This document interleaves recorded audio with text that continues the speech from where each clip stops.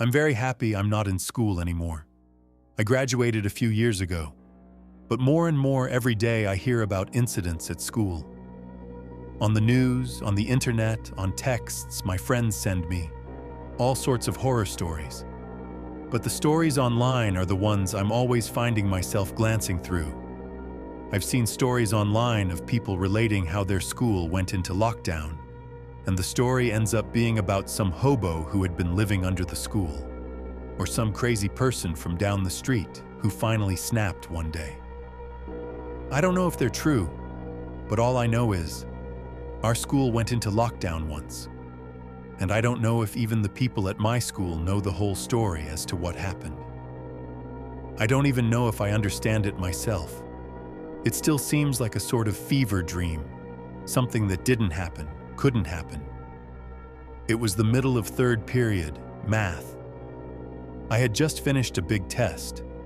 I found out later I had made a bunch of mistakes and ended up getting a D, but that's not really important to the story. I used the hall pass to go use the bathroom. Unfortunately, the school bathrooms were all located at the stairwells, and of course the bathrooms on the first floor, where I was, were closed for repairs. I had to go up to the second floor, but before I got there, the bell rang.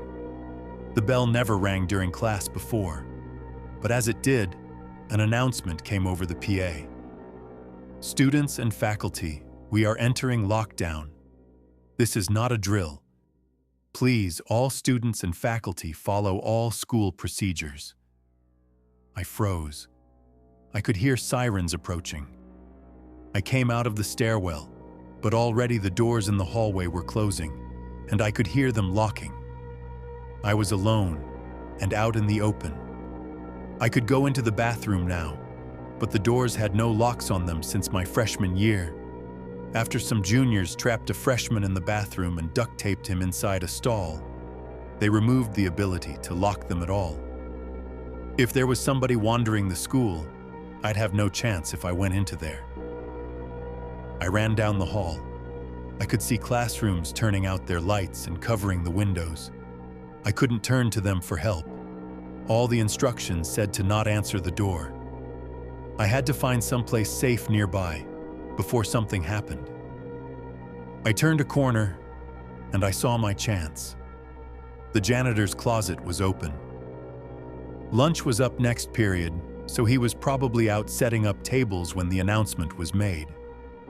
He wasn't in there, and it could easily be locked from the inside, so I jumped in and shut off the light. The only light I saw was from the bottom of the door. I waited, and the sirens grew closer and eventually stopped. Time passed, and I wasn't sure if I was happy that I couldn't hear anything going on or tense because I had no idea what was happening. Then I heard footsteps, lots of them. They stopped in the hallway. It must have been police. I could hear radios and other assorted noises. I didn't think it could be some sort of lone gunman or nutcase, so I listened. One guy in particular sounded like the one in charge. "Okay, are we in position?" Another guy answered. I didn't know what his rank was, but clearly he was not in charge of the first guy. "Yes, sir. We know the suspect is here in the building. C team is across the campus as ordered, and B team is covering the back entrances. He will not exit the building on our watch." The chief responded. "Good. Remember, he could look like anyone, but he must not escape. It's my fault he's here, and it's my duty to deal with him." I couldn't hear much for a while. There was too much movement, too many people all talking to each other to make out anybody from where I sat. I just waited for a little while. Maybe it would all just be over soon, and I could leave the closet and go back to class. Then, that's when it all happened. The chief yelled out, "Hold it! Put your hands in the air!" The commotion outside stopped abruptly. A moment later, clothes rustled loudly as what sounded like a large number of guns were drawn. "Lay down on the ground. Leave your hands where we can see them." It stayed quiet, except for a few of the guns cocking. I said down the ground, "Don't you dare try what I think you're going to do. You're not at the institute anymore." I thought I would hear shots go off, back and forth, and eventually somebody saying, "Suspect down." What I didn't expect was the scream. It wasn't a normal scream. It wasn't somebody crying out in terror. It was like a wounded animal mixed with the sound of a bandsaw hitting concrete. I've never heard anything like it before, and I hope I never hear it again. Then the guns began to fire. The horrible scream happened again, and then other screams, and then the sounds of tearing. I saw the shadows under the door as people moved and fell over, and heard the telltale splatter of gore as it soaked the floor. There was another gunshot, and I nearly yelled out myself when a bullet punched through part of the doorway. It wasn't very big, but I put my eye up against it, and I could see a group of people being attacked by somebody. But something wasn't right about him. He looked too long in places, like he'd been stretched in a taffy machine. He was moving so fast, though, that I couldn't make anything out, except for him grabbing people and throwing them around like they were nothing. There was blood everywhere, more gunshots. The scream happened again and again.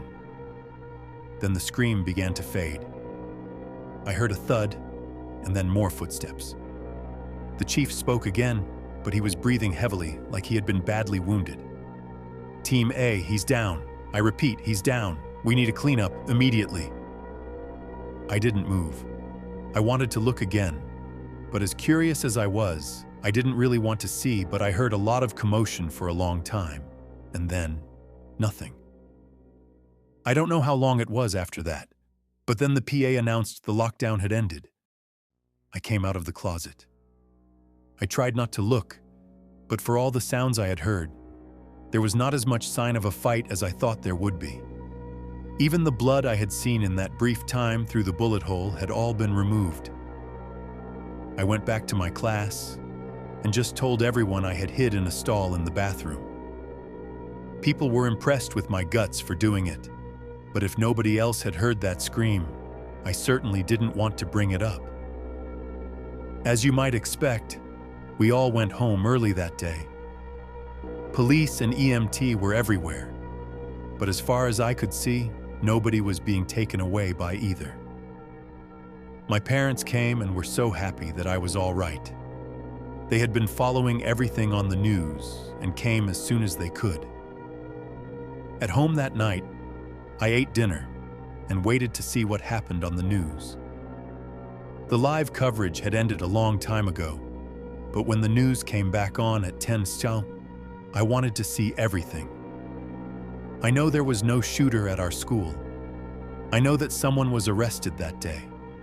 Someone who I didn't know, who I never heard about ever again. That's right, a shooter who never made another day's worth of news. Just disappeared. When was the last time that ever happened? I know that chief guy and his squads were not cops. I don't know who they were, but I know cops don't clean up a crime scene like that. And no human being has ever screamed like that. Ever. But whatever it was that I heard attacking those people, all I know is it came into that hallway where I was. I was alone. And if it hadn't been for that janitor's closet, I wouldn't have been safe. It could have looked like anyone. Something tells me that squad wouldn't have helped me either. It could have looked like anyone. What was it? How long had it been in our school? Had I ever been alone with it and never knew what it was? Who were those people who had come for it? Where had it come from? And good God, is it really dead? Last year, during the whole killer clown craze, a few clowns on Twitter threatened to come to our school at 11 a.m. and kill us. The school picked up on this and sent out emails to parents and planned a lockdown at 10:30. Sitting in history class, I hear the familiar sound of the lockdown alarm, the teacher rushing to the windows and door, locking and closing them. To be honest, I wasn't that worried. I thought that it was just another blank threat online, and nothing would happen, and my day would go back to normal. But there is still an excitement to a lockdown. After 40 minutes of silence, sitting on the cold floor in the corner of the room, the emergency green flashing light turned off and the air conditioning slowly fell silent and the hallway lights switched off. The school had cut the power. Why though?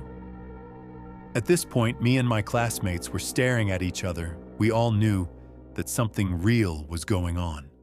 After 10 minutes or so, we could all hear a faint banging noise from down the corridor, shortly followed by heavy and fast footsteps. Someone was running down the hallway.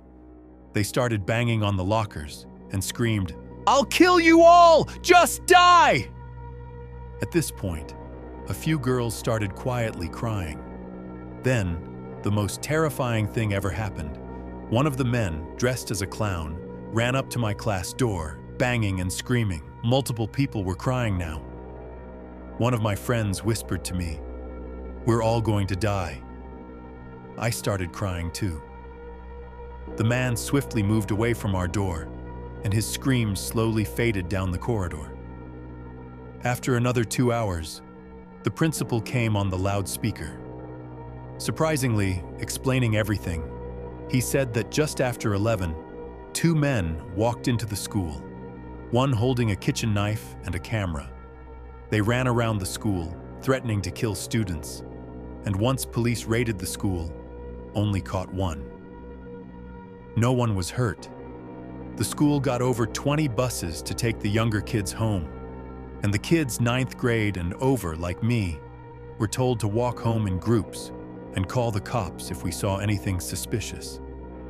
I had a hard week at school, thinking that the second man would return with a gun or something, but nothing happened. This, nonetheless, will be scarred into my mind forever.